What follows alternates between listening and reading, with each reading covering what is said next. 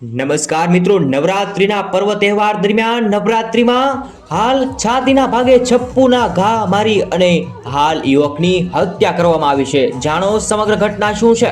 આ ઘટના અમદાવાદ શહેરના સરસપુર વિસ્તારના સુરેશભાઈ કશ્યપે શહેર કોટડા પોલીસ સ્ટેશનમાં ફરિયાદ પણ નોંધાવી। જ્યારે આ ઘટના વિશે તમને ખાસ વાત કરું તો મૃતક યુવકના પિતા સાથે અગાઉ થયેલા ઝઘડાની અદાવતને ધ્યાનમાં રાખી અને આ યુવકની હત્યા કરવામાં આવી હોય। હાલ સમાચારમાં આગળ જાણીએ તો હાલ આ યુવકને છાતીના ભાગે છપ્પુના ઘા મારી અને તેમની હત્યા કરવામાં આવી। તેને ભાવિક કેતનને લઈ અને ત્યાંથી તે ભાગી ગયો હતો તેવા મોટા સમાચાર અમદાવાદથી સામે આવ્યા છે। આ સમાચાર જે આ યુવકની છરીના ઘા મારી હત્યા કરી છે તેના આરોપી જે છે તેને શું સજા થવી જોઈએ તે જરૂરથી કોમેન્ટની અંદર જણાવજો।